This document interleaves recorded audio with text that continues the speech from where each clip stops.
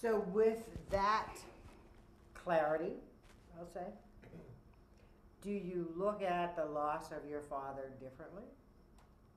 I do. Actually, for many years, I felt guilt, and I think that affected me even more. Just the mere fact that that morning I actually told him not to get on that plane because the plane was going to crash.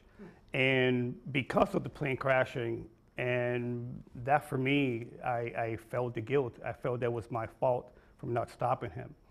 So that was a combination of the actual traumatic experience, plus the guilt side, plus having to deal with that with no, I didn't cry. I did not cry from that point on until 2004 about that accident. So there are so many things that I kept inside for so long that actually kind of really just you know, there were, I mean, deep issues that I just kind of held back just and focused on other people. So this app, your new app, will it help in other diagnoses like PTSD?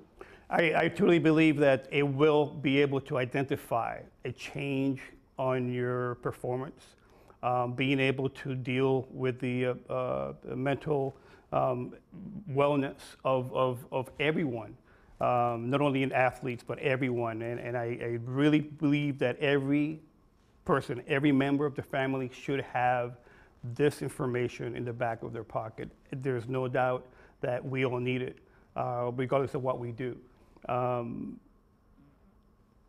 This will help immensely in terms of dealing with, like I said, it could be an accident, but mostly an illness.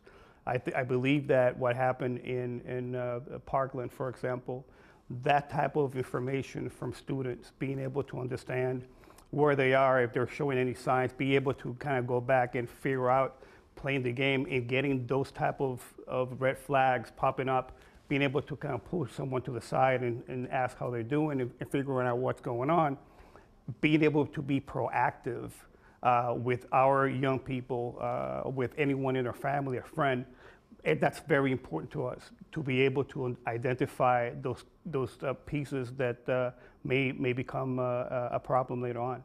I feel like I'm bouncing back and forth, but I want to go back. You said that you didn't cry until 2004. What brought that on in 2004? Well, my friend kind of asked me to go to her spiritual coach, and felt that I needed to go. And I went, and on my third session with this gentleman, there was a connection, and there was an openness that happened, and kind of communication that I had some questions about that, and so for me, he started answering those questions. And at that moment is the first time that I personally was able to cry and grieve.